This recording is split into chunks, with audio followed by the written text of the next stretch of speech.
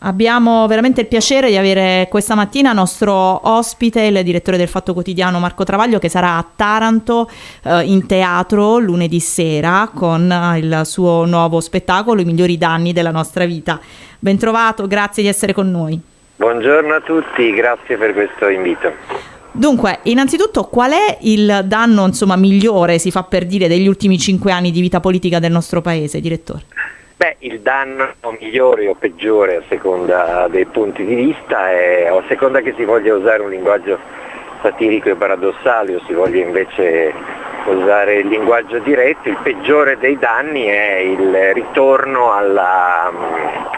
pilota automatico dei poteri forti che avevano sempre comandato fino al 2018 e che si erano trovati spiazzati da quei due governi Conte che invece di dare i soldi ai ricchi, agli evasori, ai ladri, agli inquinatori, li davano ai poveri, agli onesti, a chi combatte contro l'evasione, contro la mafia. Quindi hanno riportato le lancette dell'orologio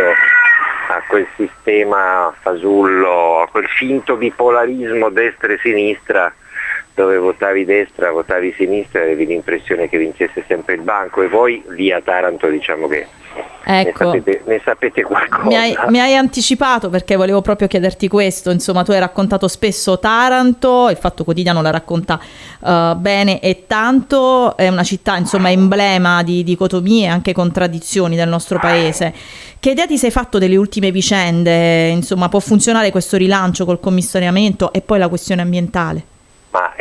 Adesso io non voglio menare gramo e quindi mi auguro sempre che tutto si risolva e che il commissariamento vada per il meglio. Non mi pare che questo governo abbia nemmeno una vaga idea di un progetto di politica industriale né per gestire l'acciaio, né per superarlo e decarbonizzarlo, né per riconvertirlo. Mi sembra che già se uno sente parlare il ministro Urso e il ministro Fitto sembrano ministri di due governi diversi, e infatti litigano su quello e su altro, quindi no, l'impressione è che il commissariamento è un provvedimento tampone certamente, ma se non c'è un'idea forte si finirà per buttare altri soldi in un'attività che invece gestita bene e da persone sensate potrebbe portarne di soldi alla comunità e quindi di riflesso anche allo Stato e ai cittadini. C'è un messaggio che vuoi lanciare o che lancerai dal palco di Taranto lunedì ai tarantini rispetto proprio a questa situazione che vivono? No, io non lancio messaggi perché sulle questioni locali incontro persone che ne sanno molto più di me, quindi io posso spiegargli quello che vedo e quello che ho capito delle questioni nazionali, ma della questione dell'Ilva insegnare ai tarantini qualcosa è come pretendere di insegnare a un gatto come ci si arrampica, è più bravo il gatto. Quindi no, non lancerò nessun messaggio, dirò la mia su quello che è successo in questi anni e purtroppo c'entra molto anche con l'Ilva, perché la mia idea è che oggi non ci sia più, nonostante i tentativi di riesumarlo nella testa delle persone, la divisione destra-sinistra è stata troppo abusata perché qualcuno ci caschi ancora. La divisione fra il nuovo e il vecchio, tra la restaurazione e il rinnovamento, ed è su quell'asse che vengono giudicati i politici, il che non è per forza una cosa positiva, perché comunque gli elettori negli ultimi anni sono andati sempre alla ricerca del candidato che sembrava più nuovo, ubriacandosi prima di Renzi, poi di Salvini, poi dei 5 Stelle, poi della Meloni. Gli unici che sono rimasti e che sono sopravvissuti a queste veloci ubriacature che durano 2 o 3 anni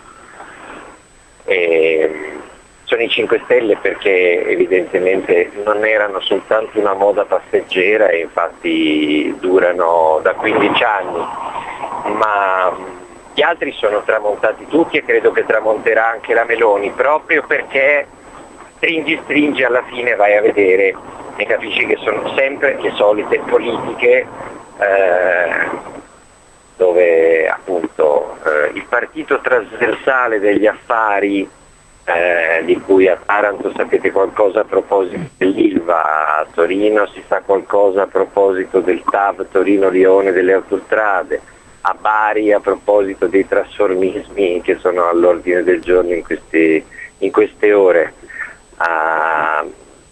Insomma,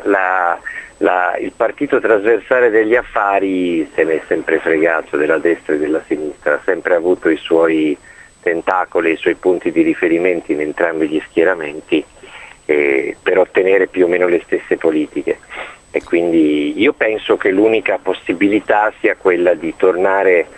a quelle parentesi virtuose che sono state 92-94, Mani Pulite e lotta alla mafia, 96-98 primo governo Prodi che ebbe il coraggio di mettersi contro i porti e infatti ne fu vomitato, e poi governo Conte 1, Conte 2 che hanno segnato veramente una discontinuità rispetto al partito degli affari. Per il resto io ho visto tanta fuffa sulla destra e sulla sinistra, ma se dovessi dire che ho visto differenze sostanziali no, ecco, quindi la nostra unica speranza è che si continui a votare non per la destra o per la sinistra, ma per quello che veramente garantisce un cambiamento, quindi che ci si sposti tutti sull'asse nuovo-vecchio, tanto prima o poi si capirà che non c'è niente di più vecchio delle politiche della Meloni. L'ultima domanda è sul clima di guerra, insomma, che viviamo ormai da anni, insomma, prima con Ucraina-Russia, adesso già da tanti mesi con la situazione che c'è a Gaza. Il tuo pensiero ne parlerai all'interno dello spettacolo, immagino? Sì, certo, quasi metà dello spettacolo è dedicato alla guerra, alla terza guerra mondiale che le nostre classi dirigenti ci stanno apparecchiando. E mentre fanno finta di combattere Putin stanno diventando sempre più simili a Putin, censurano le idee, qualunque posizione pacifista viene scomunicata e screditata come putinismo, e poi diciamo l'ipocrisia di chi ha sabotato in ogni modo qualunque ipotesi di negoziato tra Russia e Ucraina viene a crollare, proprio casca l'asino quando si vedono gli stessi amici dei buoni, dell'Occidente, dell'atlantismo parlare del massacro di Gaza da parte di Israele. È come se la vita degli ucraini la vita di un ucraino valesse 20 volte la vita di un palestinese. E poi si meravigliano se c'è il terrorismo, se la gente si fa esplodere,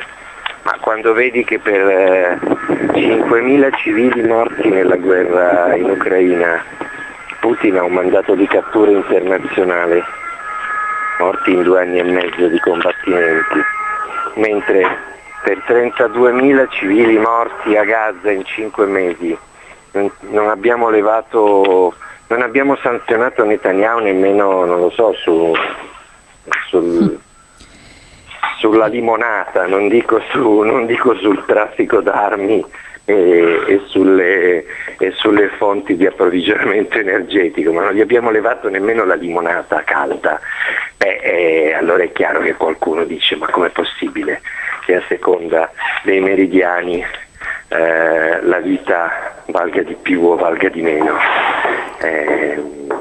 Io sono contro tutte le guerre, quindi sono per il negoziato in tutti i casi, dato che il nemico non te lo puoi scegliere, bisogna negoziare con i peggiori, ammesso che esistano i migliori.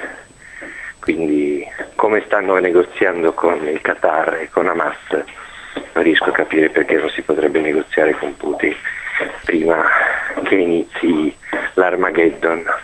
Grazie a Marco Travaglio, direttore del Fatto Quotidiano. Sarà a Taranto lunedì con I migliori danni della nostra vita al Teatro Orfeo per raccontare, insomma, col suo stile gli ultimi 5 anni di storia italiana, ma anche tanto altro. E ci vediamo a Taranto allora. Grazie direttore. Grazie tante, buon lavoro, vi aspetto a te.